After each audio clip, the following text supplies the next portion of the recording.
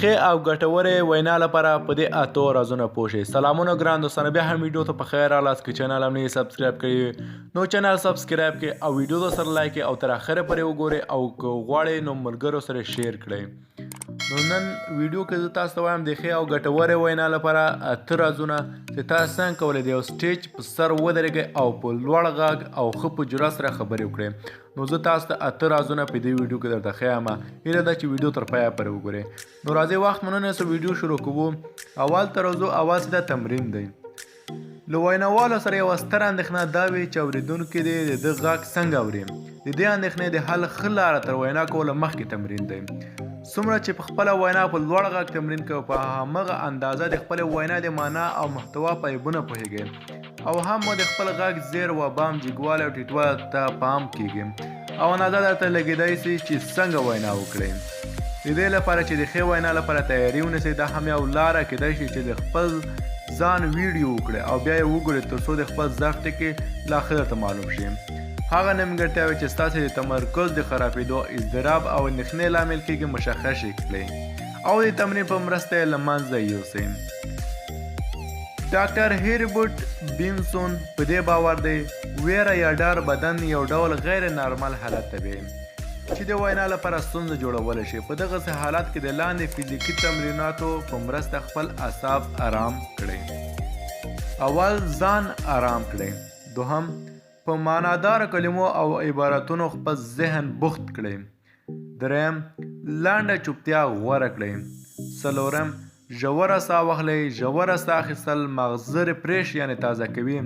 د سترګو پټول او د 4 یا 5 ثانیو لپاره ژوره ساه اخیستل په همدې وخت مغز ته دمه ورکوي او چوپتیا غوره کول ستاسې د تمرکز د ښه کېدو لامل کیږي او په نفس باور مو لوړیږي.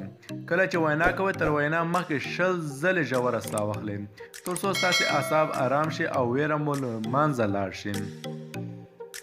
دریم، د ځینو کسانو جرعت کمزوري وي. کله چې دریځ ته ودرېږي خواله پرې راځي، جملې او خبرې ترې هېرېږي، پیښې سستېږي او اکثره وخت د تمرین او آمادګي سره هم له یادې ستونزې سره لاس وګي روان وي. د دغه مشکل د حل لپاره بهتره ده چې د ډار د کمولو او جرعت زیاتولو له تکنیکونو کار واخلئ. د دغسې اوږدمهاله ډار د کمولو او جرعت زیاتولو یو طلایي راز د بریا په اړه فکر کول دی. د دې پر ځان چې پر سټیج د ناکامۍ په اړه فکر وکړئ، ښه دا ده چې د بریا او خپل وړتیا په اړه فکر وکړئ. ځان ته په غټه سترګه وګورئ، خپلې خبرې مهمې فرض کړئ او فکر وکړئ چې اورېدونکی درته متوجه دی او ستاسو له خبرو خوند اخلي. د دریځ په سر ځان لوی فرض کړئ او د ځان احترام خپله وکړئ. وینا کول مو نه وژني. هغه کسان چې تاسو ته ناست دي منتظر دي چې تاسو خپله وینا ور واوروئ. نو پر ځای د دې چې منفي فکر وکړئ، خپل ټول انرژي په مثبت فکر بدل کړئ او په جرأت او اطمینان وینا وکړئ. څلورم نمبر ته راځو، تر وینا مخکې لږ فزیکي تمرین وکړئ. فزیکي تمرین هغه څه دی چې ستاسو په وجود کې د خوشحالۍ د هورمونو د تولید سبب کیږي. په نفس باور مو ورسره ښه کیږي او د ښې وینا لپاره عصبي انرژي درکوي. کله چې دریځ ته درېږئ، ښه ده چې د پښو په ګوتو فشار راوړئ او متحرک وساتئ تر څو هغه انډورفین چې د وینا پر مهال ستاسو په وجود کې پیدا کیږي له منځه لاړ شي. تر وینا مخکې ستونی صاف کړئ. خبرې وکړئ چې ستاسو ژبه د خبرو لپاره آماده ده او که نه. اکثره وخت ژبه هم د ګرمولو او آماده کولو لپاره اړتیا لري. د وینا محتوا مو له ځانه سره تکرار کړئ. راځو پنځم نمبر ته. د یو شمېر خلکو ډار دومره ژور وي او د دوی په روح رواني داسې منګولې لګولې وي چې د بریا په اړه فکر کوي هم نارامېږي او په پورته ذکر شوي لارو چارو هم د تداوي وړ نه وي. که په داسې حالات کې قرار لرئ نو اوږدمهاله مراقبه، تمرین او مثبت فکر درته پکار دی. تاسې باید ورزش وکړئ، د وینا کولو تمرین وکړئ، مطالعه وکړئ او مثبت اندیش واوسئ. منفي افکار له ذهن شړل په نفس باور زیاتوي او جرأت قوي کوي. هره ورځ له 10 تر 20 دقیقو سکوت وکړئ او ذهن آرام کړئ. کله چې پورته لارښوونې هره ورځ عملي کوئ، ورو ورو به ډار بریا ترلاسه کوئ او په دې توانېږئ چې د وینا کولو لپاره ځان آماده کړئ. شپږم نمبر ته راځو. کله کله ممکن ښه وینا ونه کړئ. کله چې له سټیج ښکته کیږئ د خپلې وینا منفي ټکي ومنئ، بیا هم وایئ چې وینا کول مو نه وژني نو اړینه نه ده چې ترې وډار شئ.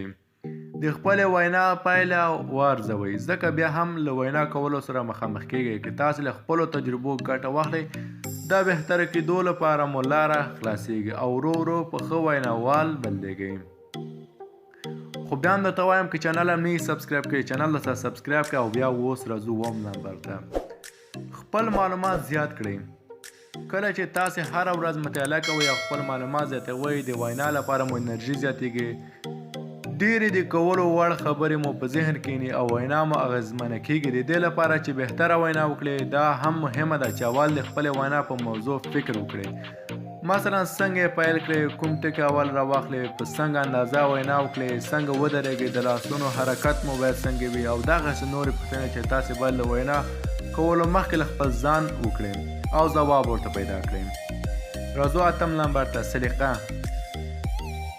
ستاسې ظاهري بڼه هم د ګډونوالو په توجه جلبولو کې رول لري کله چې ګډوډ غیر منظم دریځ ته ځئ اوریدونکو مو ظاهري بڼې ته ګوري او فکر کوي چې خبرې هم د ده په شان غیر منظم یا ګډوډې دي ښه لباس منظم ویښتان تاسې هم د ښې وینا جرعت درکوي او په ناس باور مو ورسره زیاتیږي ګران دوستانو دا هم هغه اته رازونه وو چې د سټیج په سر د تاسو کولی شئ ودرېږئ او خبرې وکړئ په جرعت سره نو که ویډیو مو خوښه شوې ویډیو سره لایک یې او شیر یې کړئ او چینل هم که نه یې سبسکرایب کړي نو چینل له سبسکرایب کړئ او په څنګ کې د ګنټۍ نښان سره کلیک کړئ تر څو د موږ هرې ویډیو څخه تاسې باخبره اوسئ